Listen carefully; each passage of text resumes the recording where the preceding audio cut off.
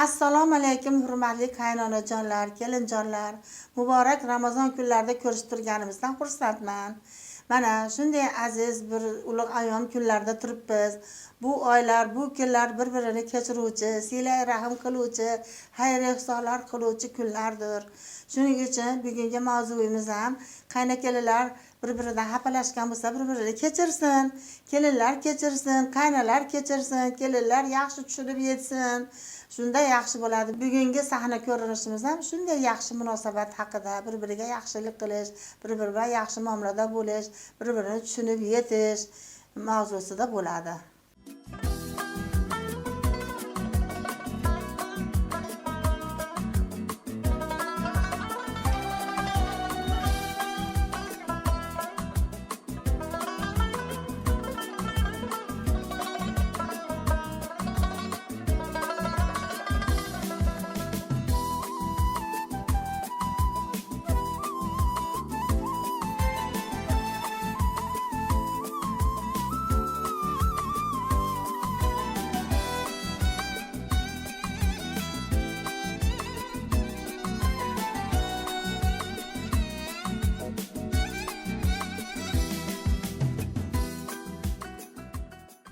Qani qizim, juda ham chiroyli tayyorlabsiz iftorga dasturxonlarda. Rahmat qizim. Qancha qoldi og'iz ochishga o'zi? Oz qoldi. Vaqt bo'lib qolay deb qoldi qizim. Juda salatlarni yaxshi tayyorlabsiz.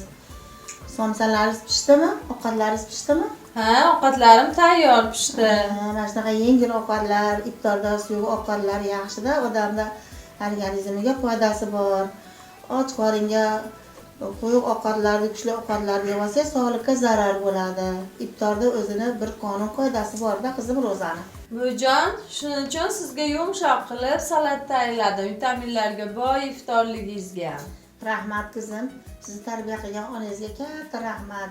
Sizni kelin qilganimdan juda xursandman-da. Juda chiroyli ishlarni qilyapsiz, chiroyli ovqatlar tayyorlayapsiz. Saharlikka tayyorlayapsiz, iftorga tayyorlayapsiz. Umringiz uzoq bo'lsin.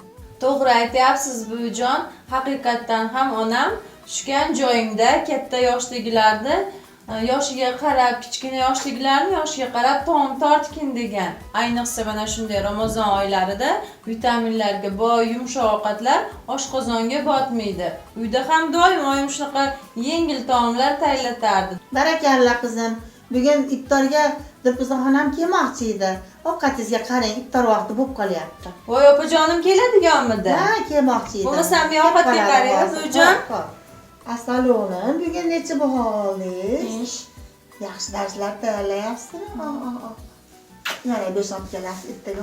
Assalomu alaykum. Va alaykum. Yaxshi o'tiribsizlarmi? Qizingizsiz? Ro'zalarni. Yaxshimisiz? To'g'ri. Yo'q. Ha, dvizalga o'tiryapsiz-a? Yaxshimisiz? Qizingizmi? Ha? Buvijon. Assalomu alaykum opajon. Keldingizmi? Va alaykum assalom. Ha, keldim. Yaxshimisiz? Ha, charchamay ishlab keldingizmi? Soatlaringiz yaxshimi? Qizingizsiz? Ha, rosa og'iz ochadigan payt yetib kelibsiz. Buvijon, og'iz ochadigan payt bo'lib qoldi. Bismillahirrohmanirrohim. Allohim mehribonim. Shu Ramazon oylariga yetkazganingga shukr. Qo'ni qo'shni mahalla-ko'y hamma tinch bo'lsin. Koronaviruslar dab bo'lsin. Hammani farzandlariga bosh qilgan Xudoyim Parvardigorim. Allohu akbar. Oling bu xurmodan. Buvijon, yo'qolmadi. Oling opajon. Mana sizga.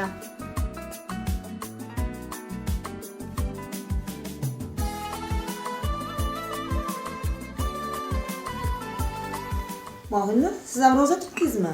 Ha, opajon, men ham ro'za tutdim. Qiynalmayapsizmi? Yo'q, qiylamayapman. Hamma ro'za, hamma oila yumushlari, ovqat qil, kuydir pishir bilan uyga qarash kerak. Yo'q, opa, hecham qiylanmayapman. Ulgiyapsizmi ish qilib? Ha, ulgiyapman. Choydan oling opajon. Ulgisangiz bo'pti, qiynamayotgan bo'lsangiz. O'zingiz ham charchamay ishlayapsizmi? Nima yoqda ishlar qolib ketmasin deyman-da. Yo'q, opajon, ulgiyapman. Endi ovqat qo'yib kelsangiz bo'laveradi. Boring qizim, ovqatni olib keling. Xo'p, bo'ladi buvijon. Hozir ovqat qilib kelaman. Ovora bo'libsiz-da opajon. Ovora bo'lmadi, men Xo'p, mayli.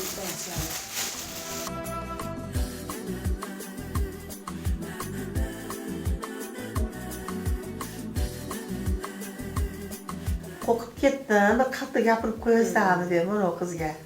Yo endi ro'za tutyapman degan ulguyaptimikin deyapman, men ham maktabda yuraman.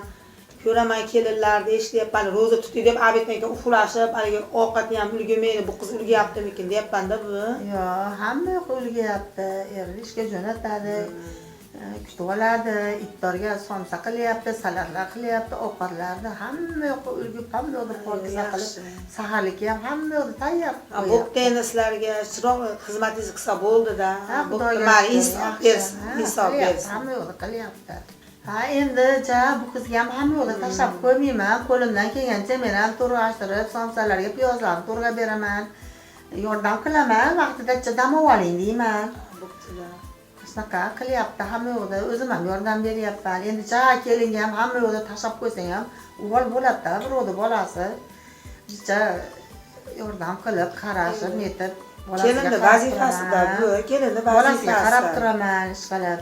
Shu bolasini olsangiz qiladi-da baribir. Ha, shu bolalarga qarab turaman. Ha, bo'pti, yaxshi.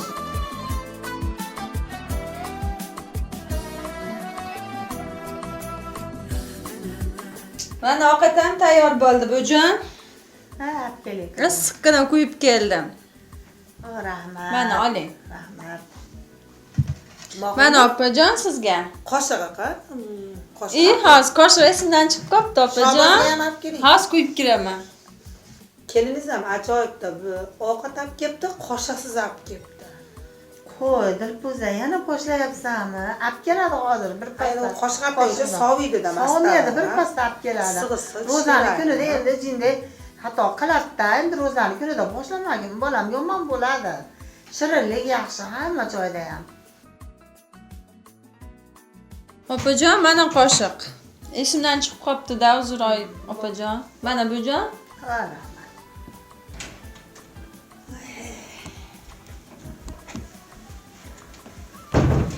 Voy, shunaqa qilib o'tirchi.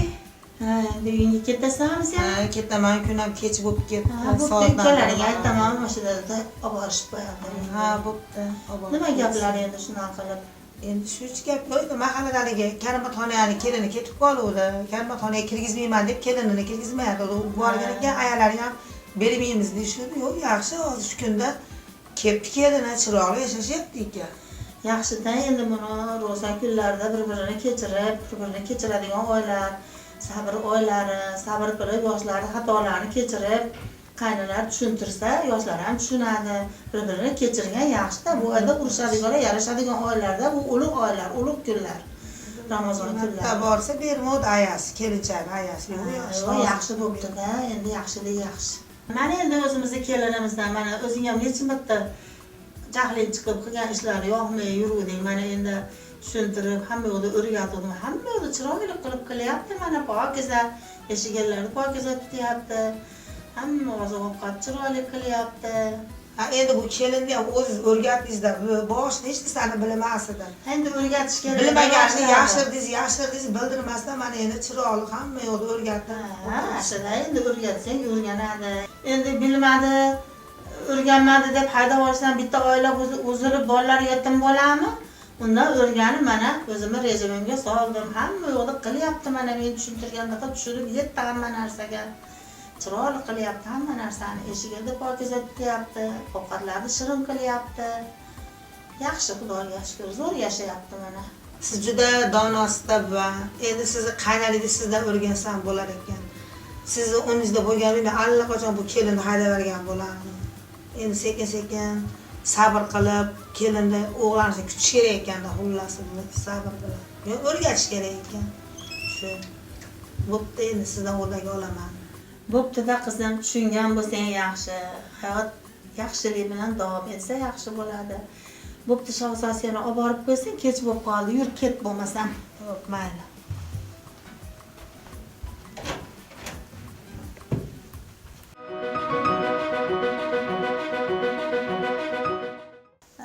Mana hozirgi sahna ko'rinishimizda ko'rdinglar. Mana yaxshi munosabat, yaxshi muomala, yaxshilik qanaqa yaxshi. Yaxshilik bor joyda baraka bo'ladi. Bir kun janjal bo'lgan joyda 40 kun baraka qochadi degan.